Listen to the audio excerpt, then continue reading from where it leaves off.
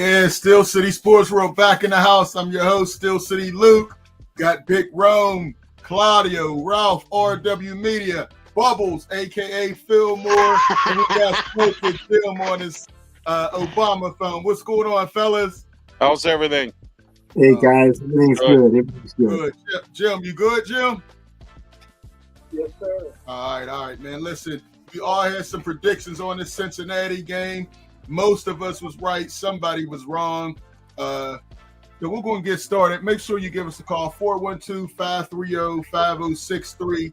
Your comments, you can either text in or call in. We appreciate calls and text messages. Check out the website, scsportsworld.com. Also, Giving Tuesday is this coming Tuesday, and make sure you check out and make the donation to Steel City so we can continue giving out the trophies and awards to young athletes in our mentoring program. So that being said, let's get started. Claudio, I know you had something you wanted to say. What you got for us in your huddle up? Oh, man, it's been a crazy time. But you know what? I'm going to change my huddle up. First of all, I want to say hello to my friend Kelly in Wisconsin. But I know we're coming close to Thanksgiving, and I say this a lot to you guys, but you know, I've never met Big Rome or Fillmore. Obviously, Ralph, Jim, and Luther. You know, I can't tell you how much you guys mean to me. When we did the boxing authorities, Luther would always say after the show was over, man, I needed that. And, you know, it's always good to be on with you guys. And, you know, I'm the corniest guy in the world, but I look forward to doing this show, not to talk about sports, to be honest with you, because I like sports better when it was in the 70s and 80s and 90s, as you guys know. But it's to be on with quality people such as yourself. And I can't thank you enough for your friendship and your kindness for allowing me to be on a show like this. I might be off and on here tonight, but I'm going to stay on the whole show. But again, I just wanted to thank you guys from the bottom of my heart. I'm very thankful for all of you, even Smoking Jim. Even Smoking Jim. All right, Claudia, we appreciate you as always, man. It's always good to be around a Hall of Famer like you. So, Okay, likewise, Claudia. Thank you. Smoker Jim, what you got for us? Hey, thanks, Luther. And I don't want to see none of y'all during the holidays. But, we're all coming over your house. I got a friend that has a successful television show. I'm not going to mention any names, Luther Dupree. But like I said, I'm not going to mention any names. Luther Dupree said that Derrick Henry was over the hill. And I looked up the stats. Derrick Henry got 800 yards rushing, 8 touchdowns, 4.9 yards a carry. I guess John Riggins wasn't the diesel. For the Luther, he was the weasel. I guess Earl Campbell was over the hill too. Jim Brown couldn't run. All Franco Harris did was run out of bounds. According to Luther, I guess he don't like big backs. Derrick Henry's on pace for 1,500 yards, one of the greatest seasons of any running back in NFL history. But hey, listen, everybody knows one of my best friends, and I love him, is Terry Smith, the head coach at Penn State. But I ain't know if it was Terry Smith or Dick Vermeil. I mean, wow. Dang. Hey, listen, I hope Terry gets the head coaching job at Penn State. I think he deserves it. But look here. You get carried off the field for beating Michigan State. In the Big Ten, and we beat Western Michigan and Youngstown State. Hey, listen. Hey, all I got to say is this. Diddle. Over the middle. Hey, I know you guys won't admit it, but DK Metcalf right now, wish they had George Pickens alongside of him, man. Pittsburgh Steelers really blew their opportunity to win playoff games to go to the Super Bowl by getting rid of the legend. The 24-year-old maturing George Pickens. Wow, Jim, you going to find a way to crowbar Pickens into every show now, Jim? Listen, Every show. Pickens would not been the same. Pickens is having a great year. We always knew about his talent. It was off the field, Jim. You know, Jim, he has 3 unsportsmanlike conducts already. He just, Monday night, he was benched early because he's already had CeeDee Lamb missing curfew, and they started the game on the bench. He's very talented, but he's starting to show a little more and more. I'm glad he's going. I just wish the Steelers would have done a better job of replacing him.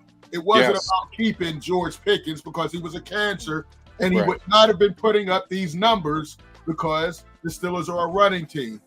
Dallas is a passing team. Dallas has a much better quarterback situation. So it wouldn't have been the same thing here, and he would have been more of a cancer this year because it's a contract year, and you look at the receivers other than DK Metcalf, those numbers are pitiful, and he would have been the worst cancer that we would have seen. But that's not what I want to talk about, man. College football, I was so disappointed when I saw let me go back to this one. South Carolina and Texas A&M. First, Nick Harbour scores a touchdown. A guy knocks the ball out of his hands, and then this state trooper runs through the guys. Come on, man. What are we doing here? This is unacceptable. They still haven't released this guy's name. He should be fired. He shouldn't be allowed to work these games anymore. There was no need for any of that to happen, and it could have got a lot worse. I'm glad the South Carolina players kept their composure, unlike the daggone state trooper who bucked into both of those guys purposely and then said something to him looking for a reaction. Now, what if they would have jumped on him? All their names would have plastered all over the place. But the guy who started all, we still don't know who he is. They just said he was sent away, for conduct detrimental to the no. We should know his name so he could be plastered about, because if it was the players, we would know about everything, all their history and everything. But if he's willing to do this during the game with millions of people watching, hundreds of people in the stands, what is he like when he pulls you over one-on-one in the dark? These are the type that cause all kinds. There was no reason for that. The guy just scored a touchdown. His hamstring was hurt, and he's walking back onto the field. I didn't like that at all, man. He needs to be suspended, fired, whatever. And first of all, we need to know his daggone name. But that's my thoughts on the whole situation. Listen, let's jump into this game, this Bengals game, fellas. Let me start it off with Big Rome, Ralph, and Fillmore. You guys, I think, all called the Bengals winning. Big Rome, let me start you off first. What were your thoughts on this Bengals game? I loved our ability, especially in the second half, to show a few more options. It seems like that they broke up in the offense up a little bit. Mm-hmm. Our defense is attacking, but the beauty of football is that it only takes one play. I noticed that Flacco was rubbing his throwing shoulder a little bit. So it might have been a play or two after that when T.J. Watt slammed him to the ground. Mm-hmm. And it was pretty much a wrap after that. So I like the way that what we brought to the table. I like that we continue to use Mount Washington. And one thing I also noticed is that I'm at a loss of thought here. Other than the turnovers, of course, it looks like Mr. Wilson played a lot more snaps than Calvin Austin III. So I find that interesting going forward. How is that all going to play out as far as playing time, especially when they got the new wide receiver still working the kink cell, trying to learn the playbook on all that, how that's all going to play out. Why did he get demoted? Was he injured? And I think that we have a good chance next week or this upcoming week. Okay. All right. Let's jump into these comments, and I'm going to come to Fillmore and Ralph. Let's see. It's JMD. Salute, JMD 0324. Day of Giving. Oh, yeah. Day of Giving is Tuesday. I'm going to show more information on how everybody can help and donate. Underground. Make sure y'all check out the Underground Sports Show, man. He got a great show. State Trooper was definitely bugging. They're going to hide him so they can sneak him back in. Facts, Underground. Yeah, make sure you check out his show. He comes on 11 o'clock Sundays, and he had a show on yesterday, Tuesdays. Yeah. JMD, do you all think Darnell Washington will get more targets now? Man, let me tell you, Claudio, you've been calling it all season for 2 years to get this man the ball, and we saw what he could do, Claudio, man. That's a big guy. Guys were making business decisions on whether or not they would tackle him. So, we definitely need throwing people. He was throwing people. Yeah, he was throwing guys. Geno Stone from around here, he didn't want no parts. 22. He went in there, just ducked down. You can't tackle this, man. You got to go in there with everything you got. And look at this. It's like a man amongst boys out there, man. This all around. I definitely agree. He needs to get more targets. And look at him. He's knocking down 3 and 4 guys. I love it. Yo, we got Ma Turner. They got to keep feeding them. Yeah, Ma. Yeah, Molly. Mm-hmm. Feed me. Hey.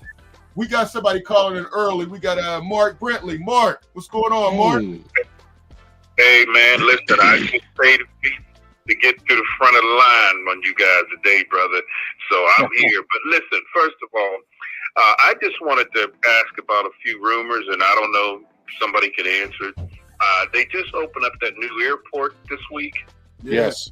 And they said that there is a section where there's a large picture of Steel City Sports panel, and I just wanted to know, where can I go see you guys at the brand new airport? It's coming, man. It's definitely coming, man. Mark, it's in the men's room. That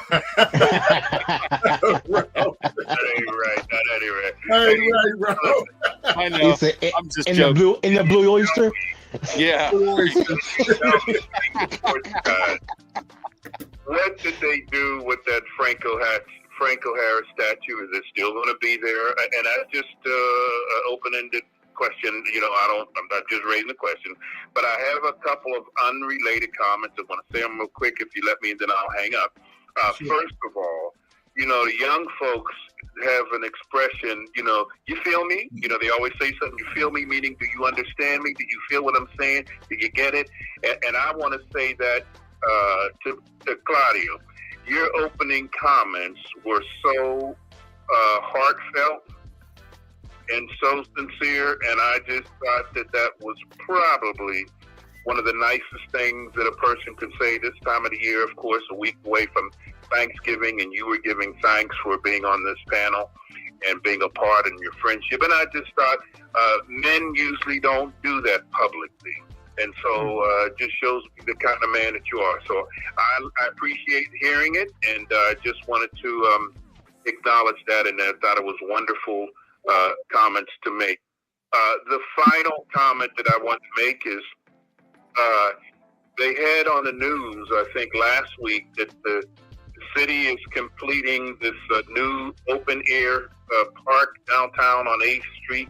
They said it will be ready before the draft that will get here.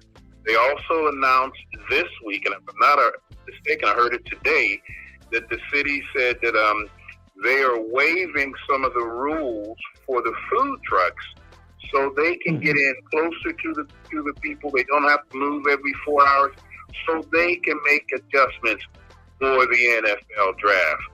My question to the panel is, should we not try to get something from the outgoing administration in terms of a recommendation to send to council, encouraging the NFL to touch base with local sports shows? And of course, you guys would be representing the community access community, so to show that they're reaching out to everybody when they come here. This administration he was a friend, but he's been disappointing policy-wise and follow-through-wise. But I think it's time that he makes some recommendation, and a letter from him sending it to Roger Goodell and the NFL and all the other guys, and say, hey, you need to come in, and if you do nothing else but give a 30-minute interview to the Steel City Sports Show, or allow them to set up their panel down there within the draft. We got to be active, guys, and we have to do something that's a once-in-a-lifetime. You are the only thing out there that's consistent and regular were people, everyday people. I'm not talking about the networks. And so if you decide to send an email or a petition, let me know. I want to sign it, but we got to do it and move fast now. And I'm curious to hear your comments about the upcoming game. And if somebody can mention, I always listen to watch these games, but can somebody tell me, is there a Pittsburgh connection on this Chicago game? Is there anybody from Western Pennsylvania playing on the Chicago Bears? Thank you. And I ain't gonna listen. Thank you, Mark. Thank you, Mark. I appreciate it. Thank you. Yeah, hey, appreciate it. We love when Mark calls, but Mark, I could tell you about the Franco Harris statue. They are going to put it in the new terminal. It's still at the old terminal. They have to clean it and get it ready. They're going to move it over. It's going to be in the new terminal somewhere. I don't know where, but it's going to be there. So absolutely. And if you look on the screen, Brister, Jaquan Brister, yes, he's from Woody High, Penn State. He's the starting safety for the Chicago Bears. He's doing very well for himself. Gateway. All right, Gateway. He's from Gateway. Oh, there you go. He's from Gateway. I was wondering if you were asleep, Joe. He's from Gateway. I want to mess with you. Gateway, Penn State, Chicago Bears. All right, if I could comment on Mark's thing. First of all, Mark, thank you for your kind words. Number two, you inspired me a long time ago when you said that we should have a show during the NFL draft, and we are working on it right now. We're doing our part. We have to have the ball hit back to us, but I do believe something's going to happen. And I'll say this, and maybe I'm just being honest with you. We all watch a lot of shows, but we have on our another show, previous show we used to do, I used to say we're informative and entertaining. And we are informative and entertaining. Yeah, we joke with each other, we rip on each other, stuff like that. But we'll tell you it's not just an opinion, it's a really good opinion that we talk about. We've had our hands in the soil. We're not tight, we're not scripted, we're not fake. And I'm not ripping on anybody else. I'm just telling you how we are. And we just let it all out. We don't have pre-game, what do they call them, Luther? Pre-show meetings. Yeah, a lot of pre-prep, pre-production. Right. We do our thing and we let it go and we have fun doing it. And I think that's what people want to see. Absolutely. Hey, jumping back into the comments, man, we have Underground back in there. He said Washington City weighs 311 pounds on the podcast yesterday. I saw that too, man.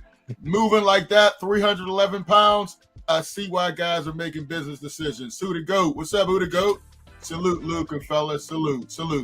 Definitely, yeah. We definitely want to be at that draft, man. Definitely. All right, who else? Fillmore, we didn't get you. Your thoughts on the game.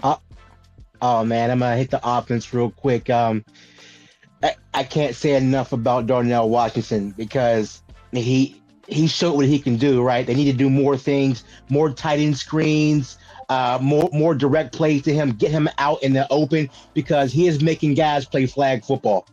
Yeah. That's what he's doing out there. they over there reaching for his hips. They can't catch it. I need him in open space, man. We have ourselves he's a more athletic Eric Green. You know what I'm talking about? Like he's good point. He's it, man. So let's do that.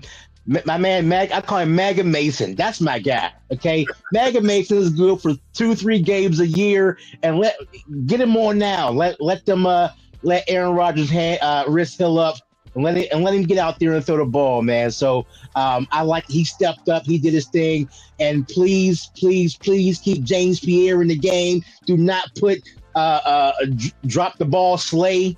Little game Slay in the game because Pierre's out there. They tried to pick on him, and he's over there. He's leading the team in pass deflections. They kept trying to pick on him, and he's stepping up to the plate. So I'm loving the way the defense is coming together. Patrick Queen's finally reaching double-digit tackles. Whoop-de-doo, right? But he's supposed to do that. Nick Herbig deserved that $41 million because TJ ain't doing it. So.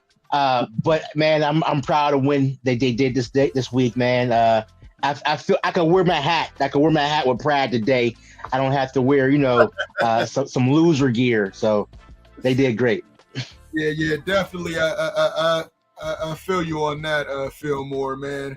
Only thing, I definitely feel you. Ralph, did you want to add something before we jump to Jim? Yeah, what I want to say is, oh, excuse me, did somebody say they threw some passes to Darnell Washington? Excuse me. So anyway, oh man, wow. Just saying his name sometimes. There you go. All right. But anyway, it was nice to see them throw passes to him and the way he bulldozed everybody. But you know what? Arthur Smith is not innovative enough. How about putting him in the backfield, make the defensive coordinator on the other team think for a minute? There you go. Because one thing the Steelers are lacking is a 1-2 punch. They have speedy guys, but they need a big bruiser at running back. They used to have Bettis, and they used to have Willie Parker. They had Bam Morris, and they had Eric Pegram. Now they need to get somebody like a Darnell Washington in the backfield, and then that way they have a 1-2 punch that they can use in the running game. But wait a minute, I forgot Arthur Smith can't think like that. So there you go. But anyway. It was supposed to be Caleb Johnson, but he hasn't worked out so far. Yeah, you know what? I got egg on my face, Luther. I told the Steelers to draft. You were there. I said they were going to draft him, and I thought he was going to be a good running back. And it's turned out he's turning into a bust a little bit as well. So I'm with you, Ralph. You're not by yourself. On my face. You can't. I don't want to call him a bust yet. He is improving a little bit, but he doesn't look great. He doesn't look. No, not at all. And I like Kyle Duggar and Pierre did a good job. And what the problem with the Steelers is they have to be consistent. There's no consistency here, and and that's the key. If they want to win the rest of these games, they have to be consistent, and they got to keep the foot on the gas pedal and not slow down because the Ravens are creeping up on them, and that's the interesting part about this. They have to do something. They have to keep it going. They can't stop. And don't think that Chicago can win some games here. They've started to play some disciplined football, and they're starting to win some games. So we'll see what happens on Sunday. But I think they're going to win, but it's going to be a close one. Okay. Hey, let's see. We got Sean on the line. What's going on, Sean? Hey, Sean. Fellas. Can you hear me? Yeah, we can hear you. What's on your mind, Sean? What you think about the game? It looked like the Steelers' offense looked better with Mason Rudolph in the game. True. I'll give you that. The offense looked better. It's like if one minute thing goes wrong with Rodgers, he's always crying. And it seemed like with Rudolph, he's just like, just run the play. Hey, you know what? Rudolph didn't yell at one person. No. He played a whole half. He didn't have to scream at anybody, and the offense was flowing. Rodgers is screaming and complaining, and so. Hey, I feel you on that. I think the offense may start opening up if they just spread the ball around to everybody. Because even though Washington's going to start getting more attention, I think it could open up for more players. So I think don't forget about Jonnu Smith or Freiermuth. I think the offense can really. Hey, Sean, I already forgot about Jonnu Smith. He should be tight end 3. I'd rather see Washington and Freiermuth. I don't think there's any reason he should be taking snaps away from Freiermuth. I've seen enough. I agree with Ralph. Let's put Jonnu at the running back position. There you go. Well, you know what? They got too many cooks in the kitchen. That's what the problem is. Too many cooks in the kitchen. I don't want to see Hayward on the offensive side of the ball. No. You don't like him doing the tush push? He's like 100%, huh? Let Darnell Washington do that. Yeah, Darnell. Last time we had him do it, he didn't get it. I like Darnell Washington pushing whoever's doing the tush push. Because he'll push you over. I mean, I don't. Darnell Washington can throw you over the and maybe Aaron Rodgers could at least go to the wide receiver spot instead of standing back there with his hands on his hips. I mean, come on. At least take one guy out of the equation. Yeah. And the way the season's playing out, I honestly think the Steelers could make a play because their defense is looking really good. They got to let Slay start. not Slade. I mean, Pierre, who's 42. He has to start. Now, here's the irony of the defense. The Patriots let go of 2 of their safeties. They cut one and traded us one. Right. They're making our defensive backfield look a lot better having them. And in the first safety we got, he's a good special teams player. Like, even though he Julie, who was it? The kid from Michigan that we got Julius Peppers. Jabril Peppers. Yeah. He's a good special teams player. Excellent. So I know that Pierre is probably going to have to play more on defense, but Peppers is a good special teams player. Yeah. So I think we're going to do good. If our defense can hold up, I think we can make a run in the playoffs this year. Ooh. And no, I really think so, because the defense is doing good. And now we got to get healthy. Like Highsmith, I don't know what it is with him. That boy stay hurt.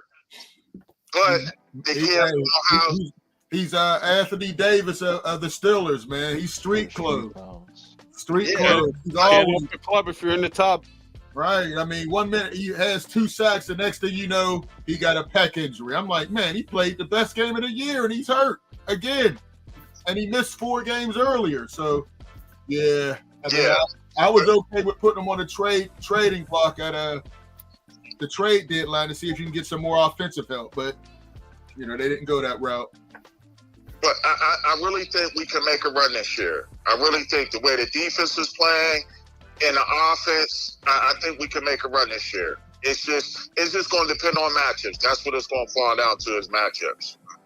Yeah. So, hey, the top 3 seeds, Indiana, Indianapolis Colts, the Denver Broncos, and the New England Patriots. I'm really not impressed with any of those 3. They're all very beatable top 3 seeds. And the Steelers match up well with all 3 of those teams. That they really don't put the fear of me at all. So I think those would be good matchups. Their toughest matchup might be the wild card if there's a Buffalo or Baltimore Ravens in there. To me, I agree with you, Sean, for sure. Yeah, well, we'll see how it plays out. Real quick about can I say something real quick about college football? Right.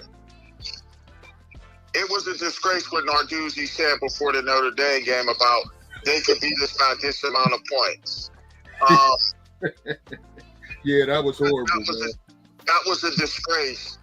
And if I'm Pitt's higher ups, within the next couple years, I'm really looking for a new head coach.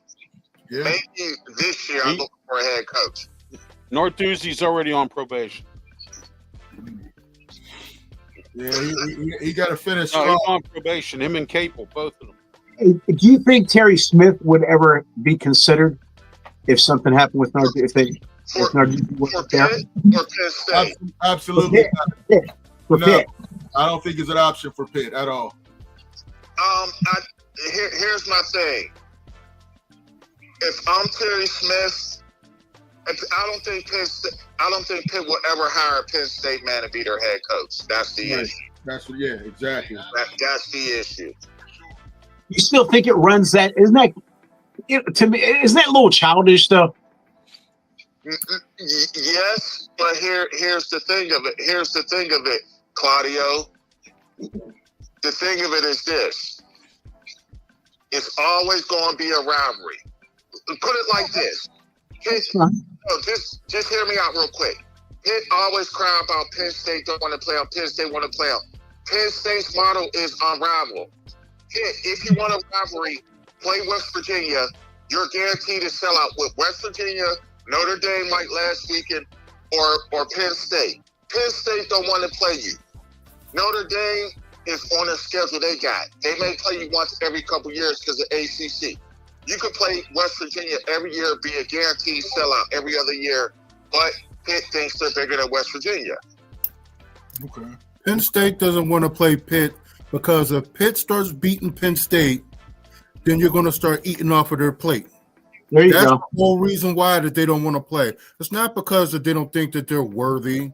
It's because that in the end game, that's because in the end game, if Pitt starts beating Penn State, then the people who's going to start looking at Penn State, looking at them thinking that they're going to go to that school, going to start pulling away. Just like when Franklin left and they started pulling people started pulling their scholarships back. That could be the same thing if Pitt start beating them regularly. Good point. That's how it's always been since Joe Paterno was there. And I can't be told anything else. Because they've been eating in Pittsburgh, in the greater Pittsburgh area for decades. And rightfully so. Rightfully so. But because you're good at what they do, and they've been recruiting for years. And true. That's it. Hey, Rome, also, Pitt really doesn't do a good job of recruiting from this area. I mean, look at some of the top talent that they're not getting from this area. It would be a lot. It'll be a lot easier if we're beating Penn State. A lot of them people off the rip because we're not getting them. Sell out all their games too, Ro. They don't draw down at Acrisure Stadium for these games. I worked on it. They don't draw. Ever since I met Jim, one of the first things he ever talked about, Terry Smith, and you too, Terry Smith. And to be honest with you, I didn't know a whole lot about him. But what do I always say? If I had a son, who would I want him to play for? Yeah. Herm Edwards, right? I'll tell you what, I'm going to say that about Terry Smith. I think he's a hell of a man. I think he's a good coach. And if he's getting in the right situation, in a fair situation, I think he'd be hell. And I think he would recruit. I mean, you guys know more about him than I do, but I think he would recruit at Pitt, and I think he could change things. I mean, if you're happy with, as they say, the mushy middle and what they're doing, go ahead. And like Sean said about the Notre Dame comments, I've been coaching 42 years. I don't give a damn if we're playing, the best team or CC. I don't care. I want to win. Right. But that's beside the point. I like that guy. And again, Jim's been talking about him from day one. And I never really said one thing or the other because I didn't know the man. I still don't know him. But the more I see of him, the more I like him. And I hope he gets a big time job because I think he'll be an unbelievable person to recruit and he'll win. Absolutely. And one thing, Terry Smith has those guys playing. It looked like they were going to quit for a while, but those guys have been playing hard. They were one step away from beating Indiana. Terry gets his first win against Michigan State, and they're playing hard. They lost a lot of talent, and they're playing hard. That's all you could ask for an interim coach.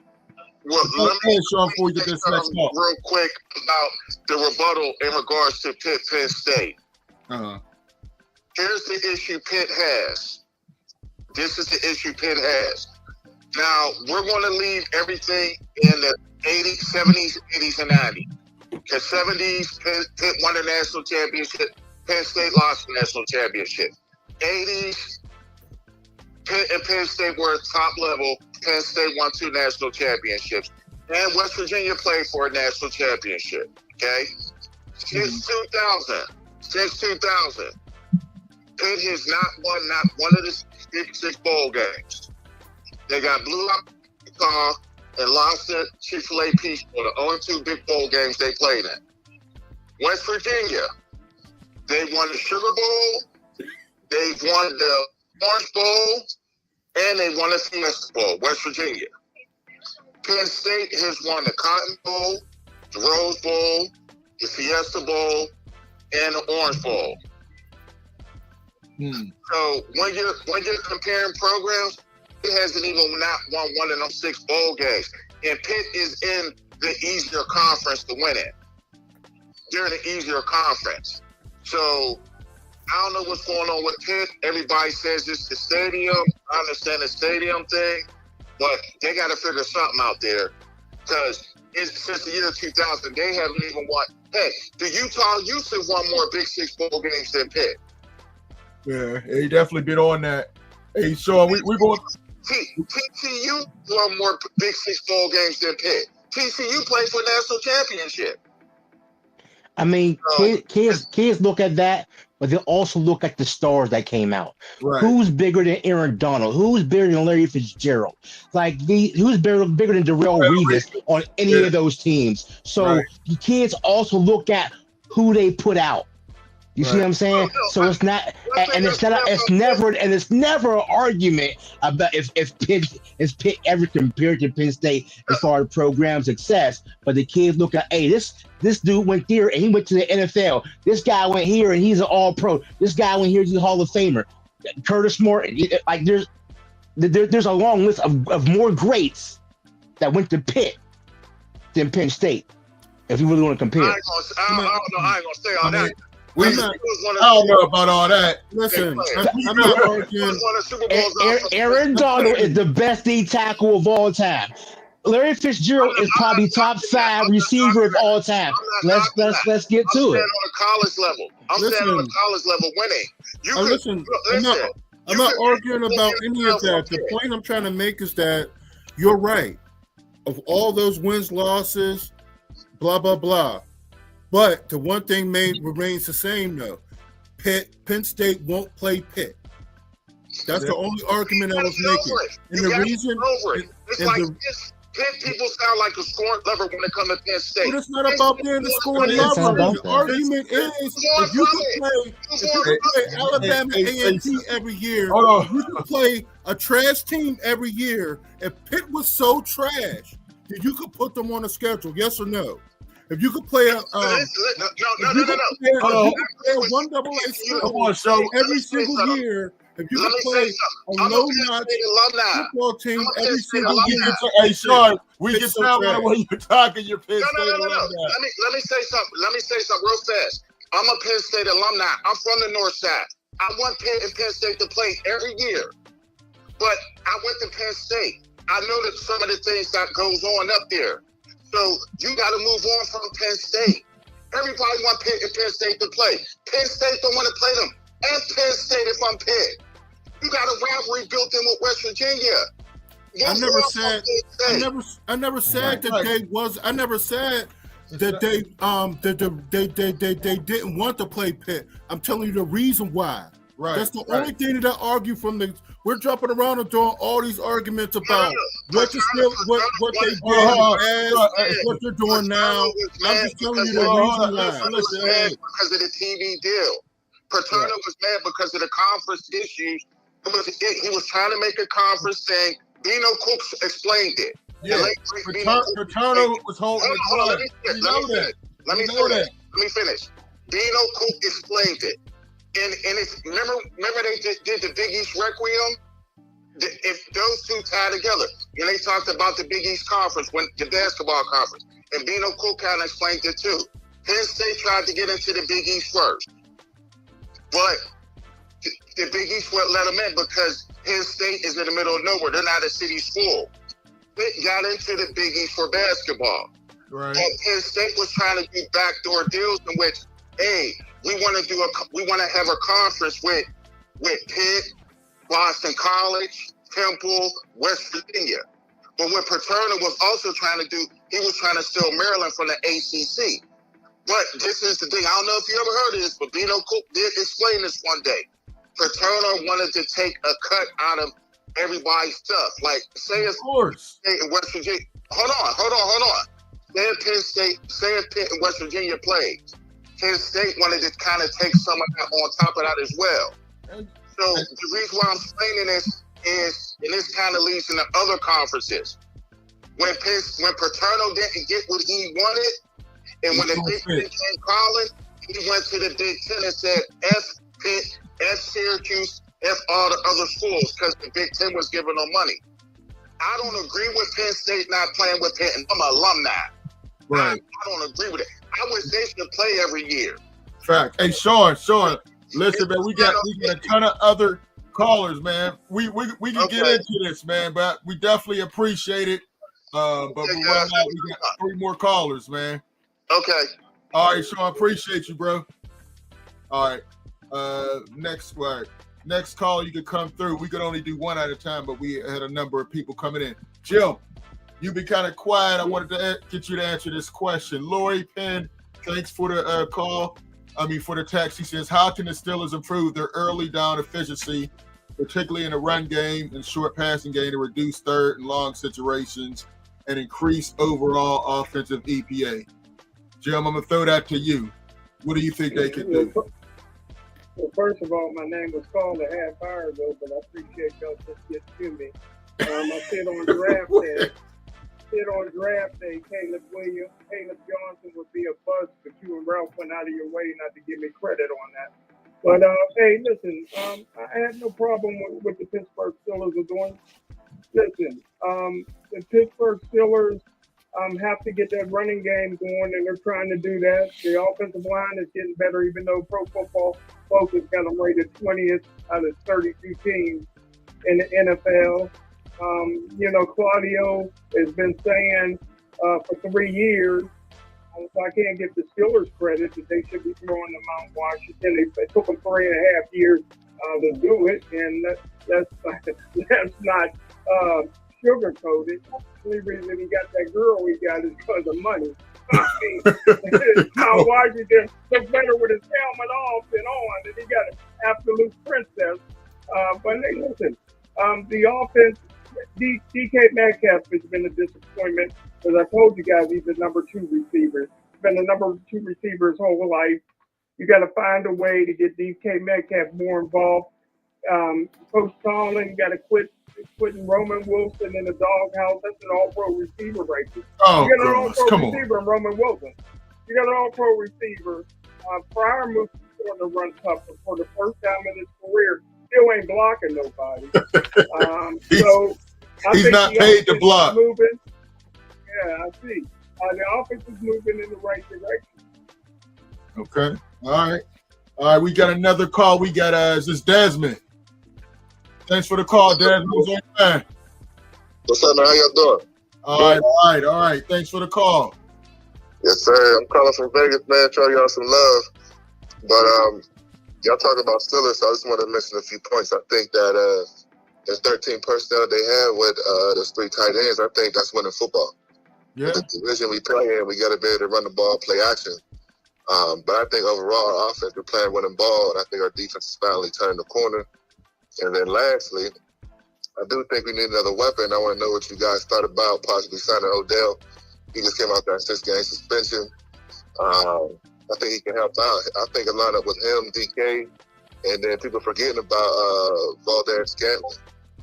I think he's a nice deep threat as well. So I think them 3 mix with those tight ends, you know what I'm saying? And then also our right tackle, nobody's talking about him. He's playing outstanding. So shout out to him. What's his name? Troy Fano? Yeah, Troy Fano, yeah.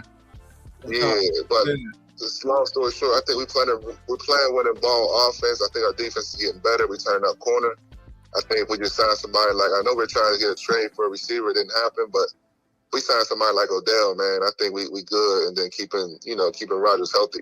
Do you think Odell has a lot left, though? I thought he was done 3 years ago. No, the thing was last year he had that knee surgery last summer, and that kind of season. Okay, and then he got released. But I forget who he played for. Was it I can't remember. He got released, then he got suspended.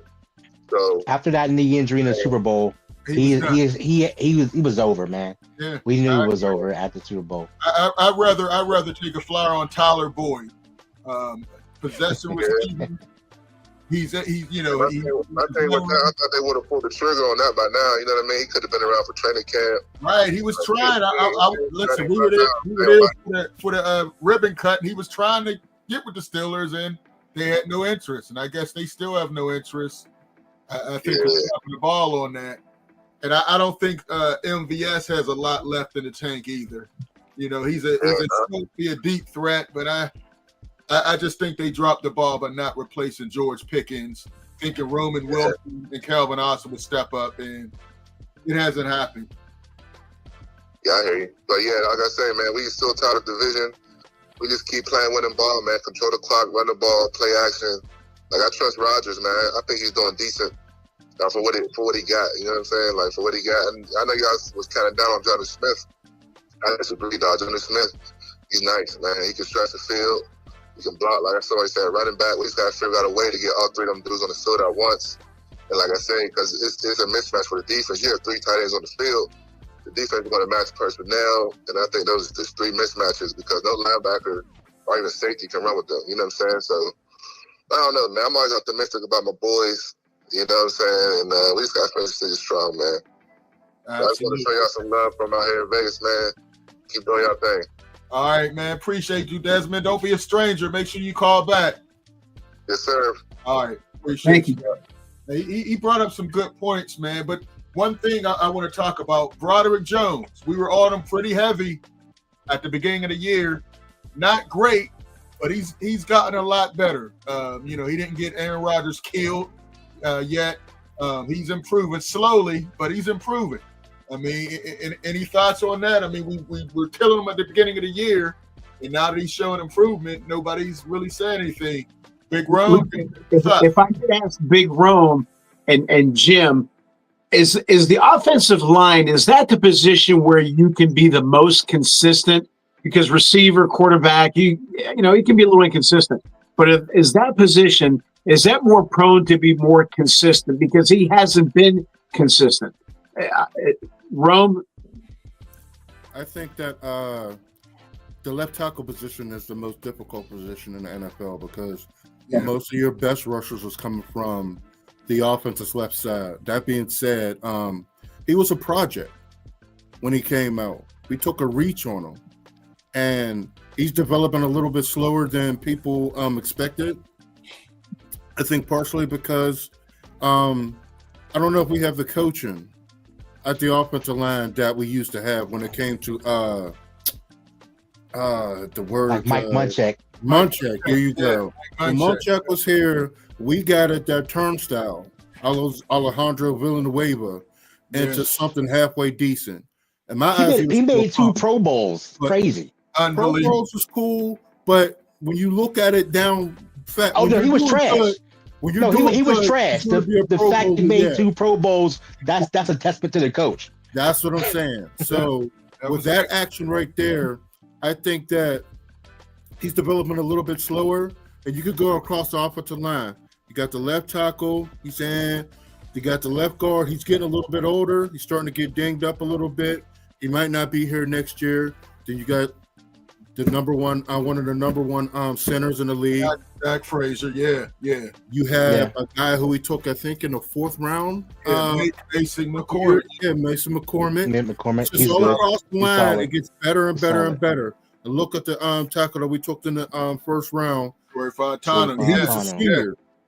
And he just gave up his first sack last week. I didn't know that up until last week that he just gave up his first sack. So Khalil Mack for them problems, man, all day. Right. We have room for improvement, but they're growing steadily. And one thing I will say is that they were talking about Rodgers is getting a little bit happy feet. Yes. And that can kill an offensive line, because if they don't know where your launch point is or where your launch point is supposed to be, like when he gave up that safety. Yeah, he ran right into that. He ran right into that. So you got somebody like the youngin over there, Mace. Well, I won't get into my analogies about Mace. Some of y'all know already. If you know, you know. Mace stood in that pocket. Yeah. And he was willing to take those hits. So he navigated that pocket well, dumped the ball off, and let the receivers, get that yak. Yeah, so trying to go deep. You're right. In those regards over there, if you have a quarterback that knows where his launch point, or offensive line knows where his launch point at, you can improve their performance a little bit on that back end. But you still have to produce in the front end. Not overreaching, not punching too quick, learning how to jab, things of that nature. And when you get a little bit of help from people like Mount Washington, Spencer Anderson, it helps out a lot. Yeah, that's right. Great point. So, all right. Hey, we got JMD. He said Odell could be a good pickup. I'm just not feeling Odell, man. Even though he said he would love to play for Pittsburgh. Broderick Jones has been better. I agree. He made a statement. He likes Mike Tomlin. So. Yeah. Hey, listen, Mike Tomlin's the best the best magnet for forgetting players. I don't know if they're old washed up players, but a lot of people want to come here and play. One thing we haven't talked about is the Jamar Chase, Jalen Ramsey incident. Crazy. This is the second player that spit on somebody. We saw Jalen Carter do it earlier, and now Jamar Chase. Smoker Joe, let's bring you into this conversation. What did you think about that whole incident, man? Jamar Chase, Jalen Ramsey. Well, first of all, nobody is calling Jamar Chase immature and he's much older than George Pickens, and George Pickens never done nothing like that. Oh, God. Everything comes back to Pickens with you, man. Hey, I'm just saying, listen. He's gone. Let him go. The lack of leadership on the Pittsburgh Steelers is appalling to me. Listen, in college, I was a 3-year captain, which tied an NCAA record at the time. Oh, gosh. All right, L. Bundy. You don't need these L. Bundy stories. Get to the point, Bundy. Oh, my God. Jim, killing me. That was beautiful. Claudio's the greatest coach I've ever seen in my life, and he'll back me up on it. If you butter them up. With two great players into an argument the play before, and the referee says if it happens again, you're both out of the game. Why are you standing there 20 seconds in each other's face, and there's not one leader on that defense that stepped in between them so Ramsey didn't get thrown out of the game? The lack of leadership on this team. They won't get in the huddle. They won't huddle up. They got both running backs running for 100 yards a game. They get defensive linemen. They can't stop the run. You drafted a defensive lineman to stop the run. They both had no tackles. You know, I don't know what Hayward's doing out there. They should have got in between them. Listen, I knew right away he got spit on. Reaction of his head. I said he got spit on, and he did the right thing. Although that was the weakest punch I've ever seen in my life. Oh, God. Hey, listen. You've been spit on, Jim. Did somebody spit on you in a game, Jim? It would have happened. No, it never would have happened. All right, now. Hey, Boomer, tell you back in the day, we didn't do no doctor. We get the prison, we wasn't no doctor. You know,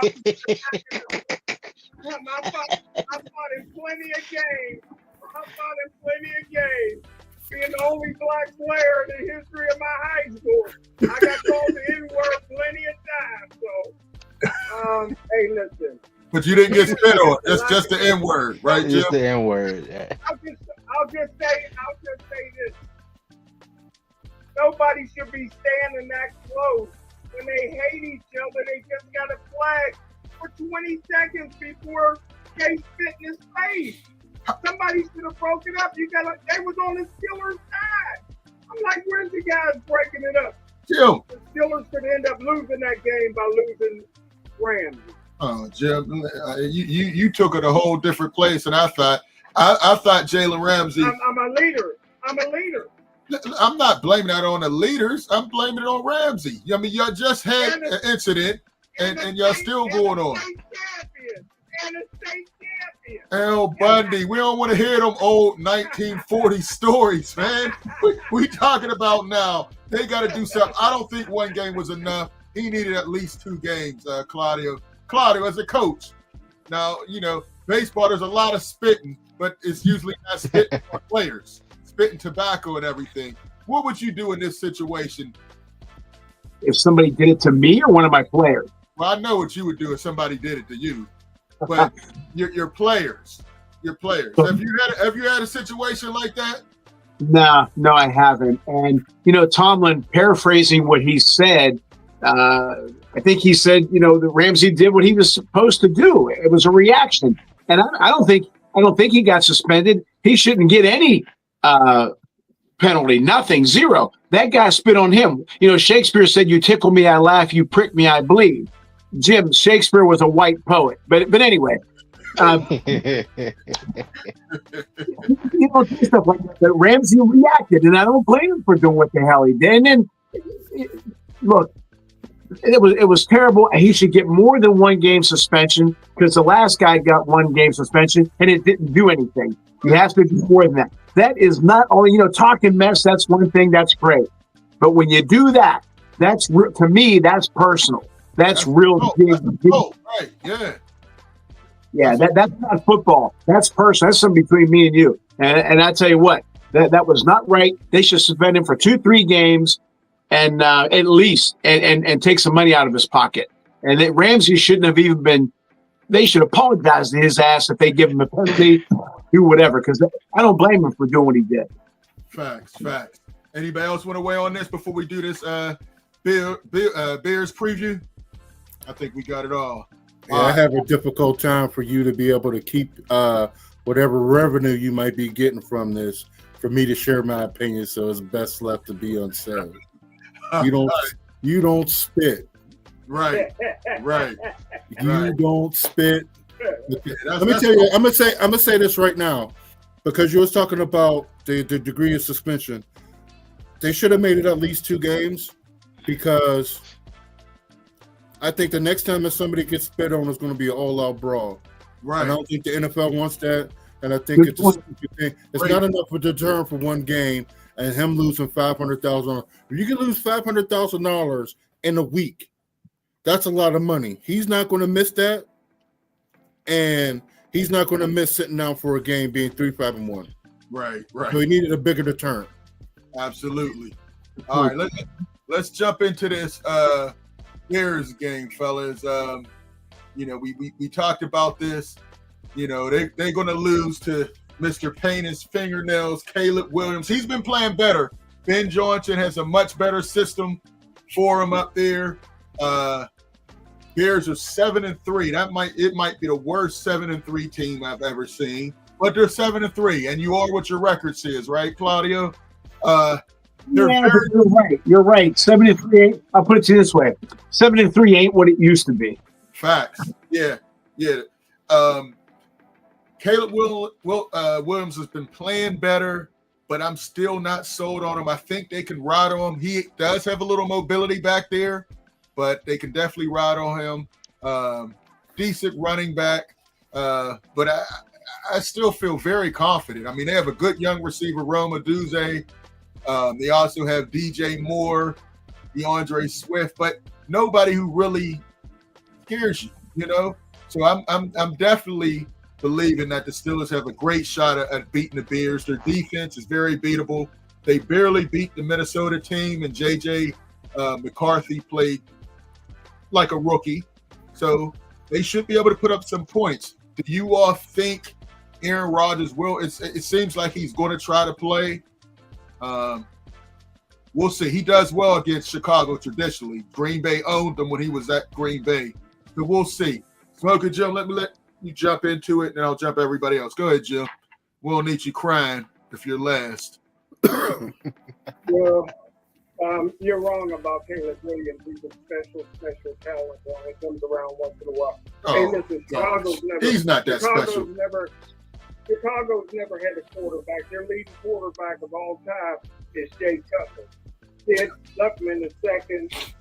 Jim McMahon is third. Tom Zach, I know.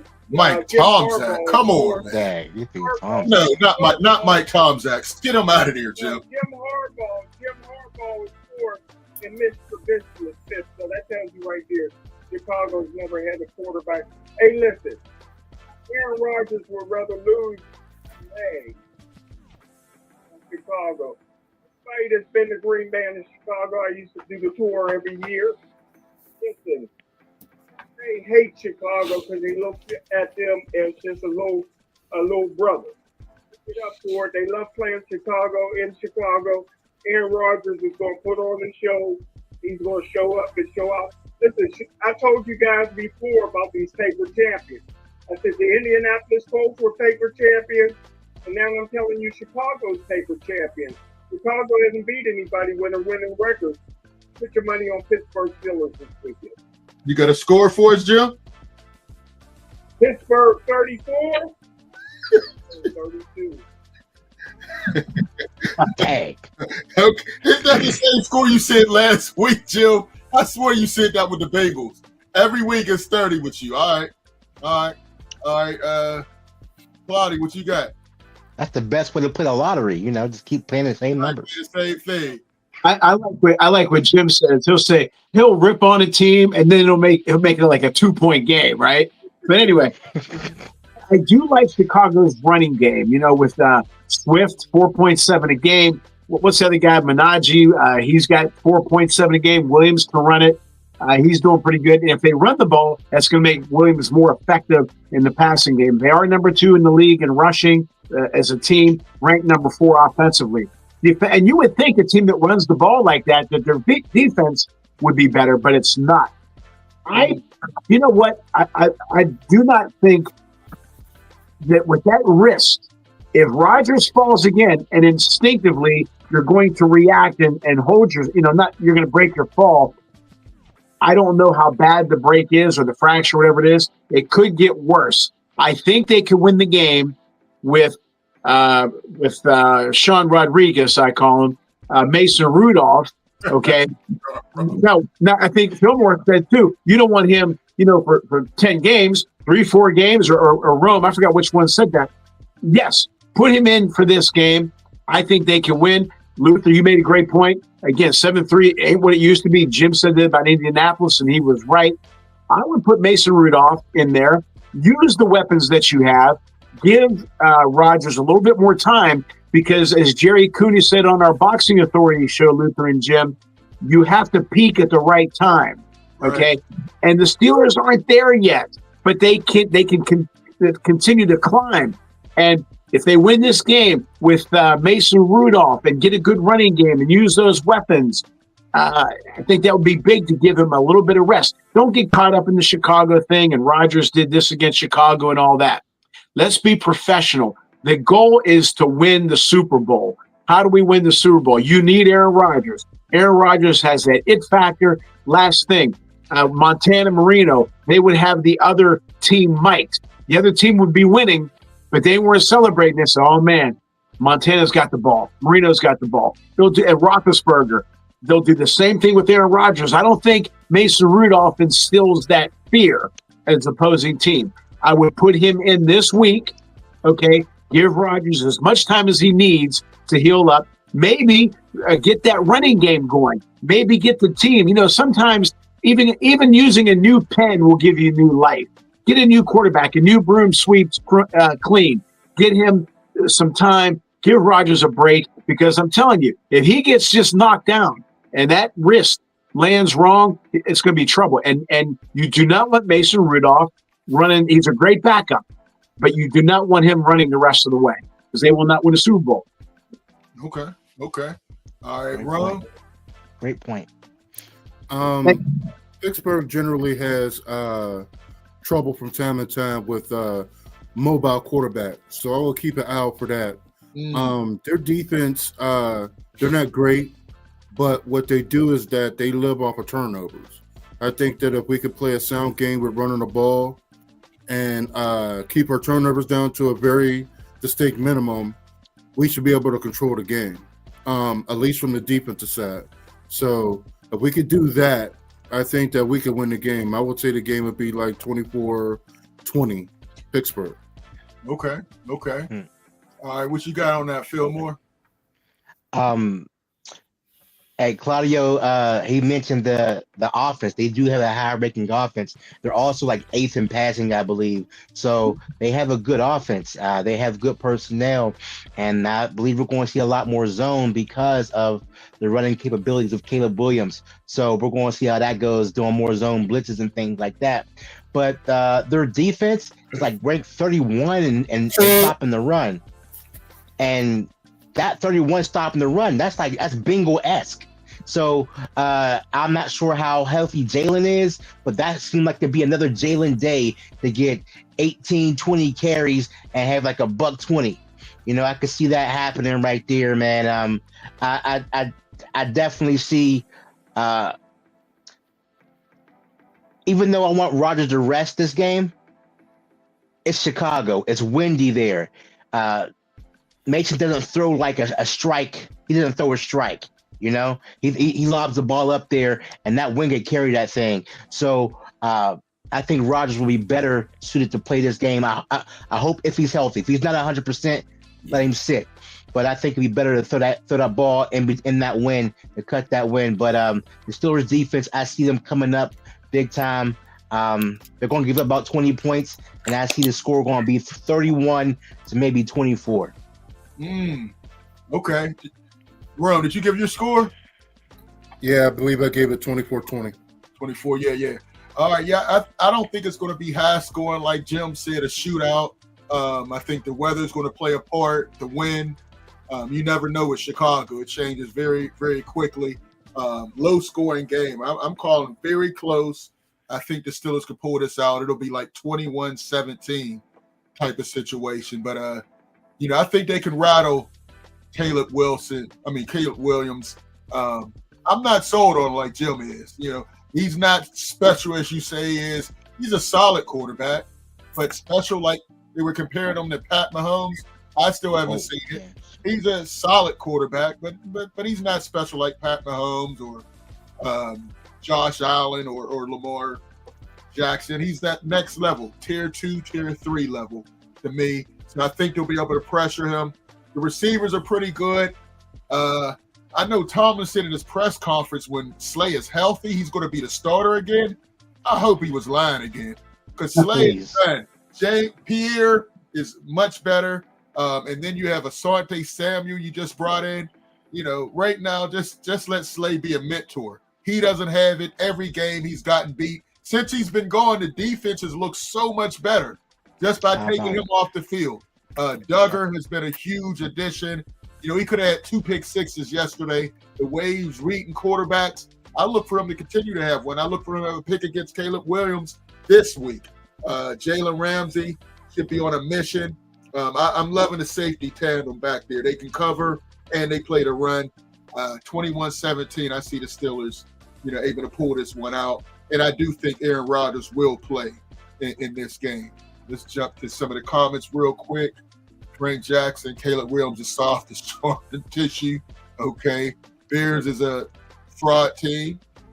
JMD, Caleb is elite, escaping the pocket. Elite, JMD? Ooh, even escaping the pocket, he's not elite. Anything right now. Second year? Come on, JMD. That's a much. Come on, man. You sound like Jim a little bit. Real quick, before we get out of here, let's give our power rankings. Smoking Jim, give me your power rankings. Jim, just so you know, the Dallas Cowboys, they did win, but they're still under 500. So your boy George Pickens isn't making that much of a difference.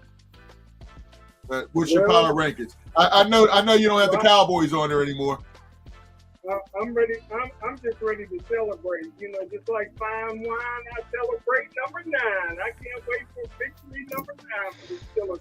But hey, number 1 would have to be, the Philadelphia Eagles. The Philadelphia Eagles is still the number 1 team to me. I don't care how many losses they got. I got to still go with Kansas City.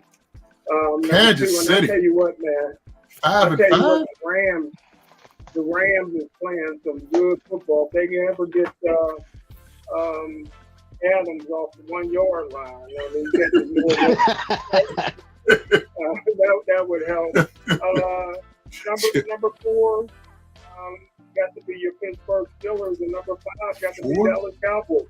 Those 2 defensive tackles, the Dallas Cowboys, them boys is playing, and you win. Claudio will tell you, you win in the trenches. Those 2 defensive tackles is good as any 2 in the league. And then they got the washed up middle linebacker from Cincinnati who's playing good. Logan Wilson, yeah. That defense is coming around. It was the Raiders, Jim. It was the Raiders. And Geno Smith is washed. You can't take credit on that. I mean, the Raiders are 2-7. They'll probably lose to Shedeur Sanders this weekend. CeeDee Lamb and George Pickens did their Will Chamberlain thing the night before the game, didn't they? And they got suspended. CeeDee Lamb wasn't getting suspended until George Pickens got there. Do you see something, Jim? He never got suspended his whole career. Less than a year into the season, he gets suspended with George Pickens. So, there's something to it, Jim. All right, I don't understand. You got one team under 500 in the Dallas Cowboys and 5-5 Kansas City Chiefs. I don't know where your 5 is going, Jim. It gets worse and worse. All right, Claudia, what you got? I'm gonna go with 5. But what's the old thing in the records? So when they say the song is "Raising with a Bullet," Baltimore Ravens, man, they're gonna be dangerous. They're gonna be dangerous. Now, number 5, New England Patriots. They might not be what their record is, but they are where they are. So I'm going to give them number 5. Number 4, the roller coaster, Buffalo Bills. I had them in the Super Bowl. They're up and down. One minute they'll look good. Next minute they'll score 10 points. I'm going with Buffalo Bills. Number 3, because they're a veteran team, and that's Philly. They've been there, and they know what it takes. And I like Hurts, but I'm going with Philly. Number 2, I hate to put number 2. I'm not crazy about the coach, but Denver. I do like I said Knicks was going to be big time when he came out of the draft. I like him a lot. And number 1, hold on here. I'm an old LA Rams. Look at that, Fillmore, 1973, brother. That's the old helmet, man. That's the single bar you got on there. Oh, that's 2 bars. Look, I got a thing up there. I got a Ram. That's from 73, brother. But anyway, I like. Hold on. There you go. All right. Okay. All right. Yes. So again, I have Rams number 1. Rams number 1. Okay. Got you. All right. Fillmore, what you got? Number 5, I got the Bills. Number 4, I have the Broncos. Number 3, I have the Eagles. Number 2, I have the Seahawks. Number 1, I got the Rams. Right, I'm gonna go next, and you close it out for us, Rome. All right, I got the Bills number 5. Man, they were putting up some crazy points. They just had to suspend one of their receivers, Keon Coleman, for being late to meetings. Man, some of these receivers, I'm telling you, George Pickens, a lot of them have a lot of George Pickens in them. Number 4, I got the Colts number 4. They got the MVP to me, Jonathan Taylor. You know, he's going to bust. He still has a small chance to get 2,000 yards. But he's the MVP to me. He's playing at a high level. Danny Dimes, Indiana Jones is, definitely improved. Number 3, I got Seattle. Seattle Seahawks, that defense is running. But Sam Darnold, he's the issue. He had a bunch of turnovers once again in that Rams game that cost them. But even with 4 turnovers, they barely lost that game. So if he didn't have all those turnovers, they could have won. Number 2, LA Rams, Matt Stafford. He's playing at an incredible level right now. 2 great receivers.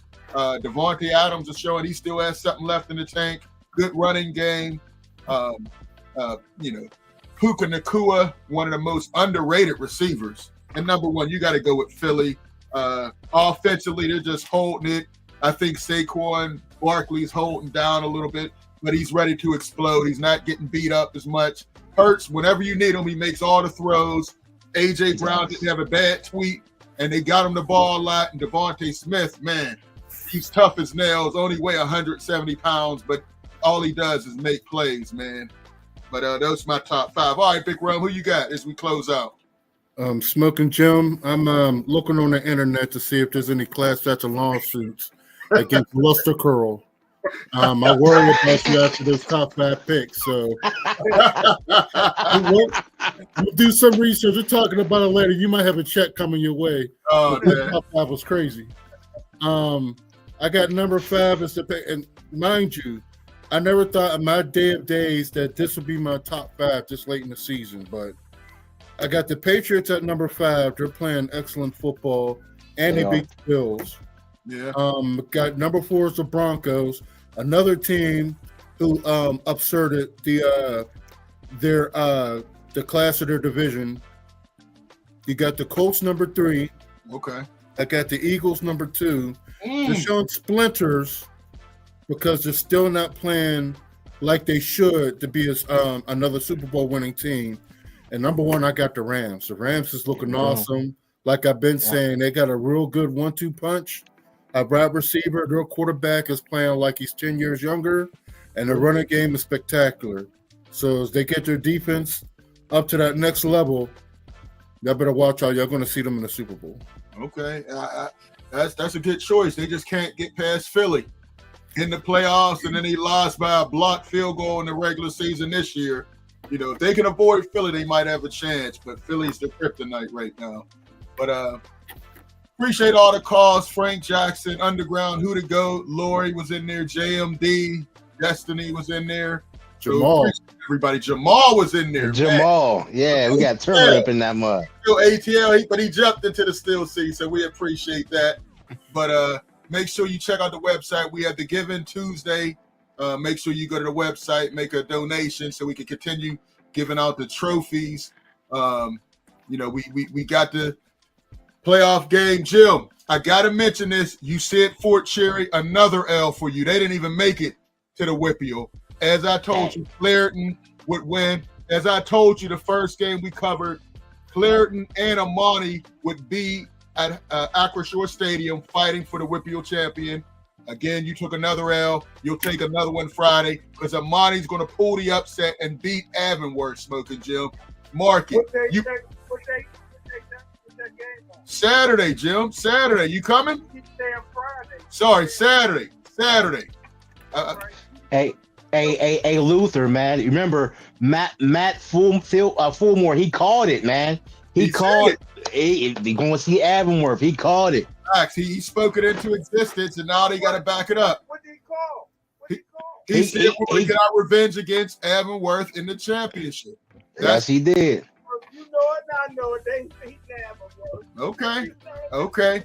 Listen, that offensive line has been having those running backs, David Davis, Dave Jenkins, Anthony Porters. They've been running for 500 yards a game. If they keep blocking like this. How many yards was that against Avonworth?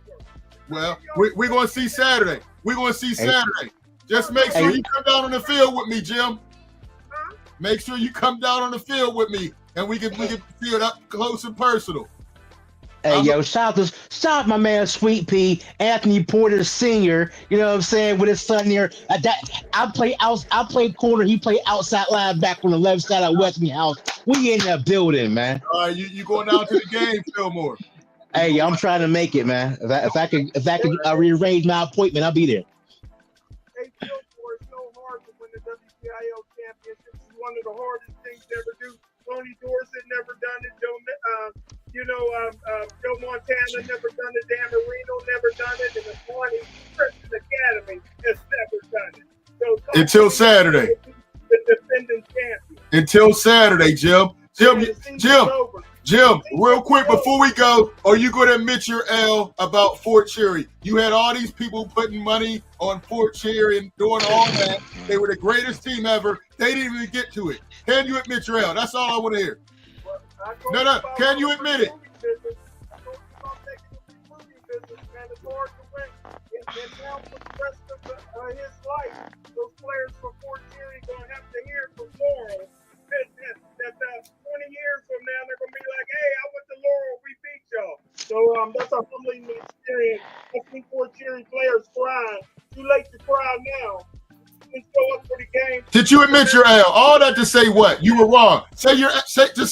Were you wrong, Jim? Fort Cherry was the best team in the state. Jim, they didn't win. They were not the best team in the state. All right, Jim.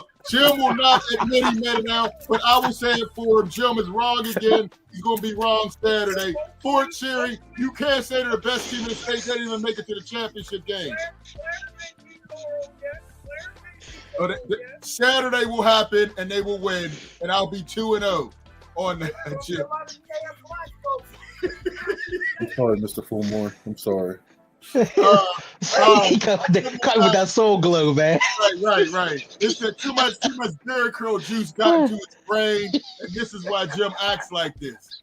That mixed with CTE, we don't know what we're going to get for Smoking Jim. But hey, appreciate all the calls. Desmond, thanks for calling. Mark, Brentley, Sean, everybody who came in on the text. For Claudio, Big Rowe, Fillmore, Ralph was on the show. Smoking Jim. I'm still City Luke. We'll check you out next time. Peace.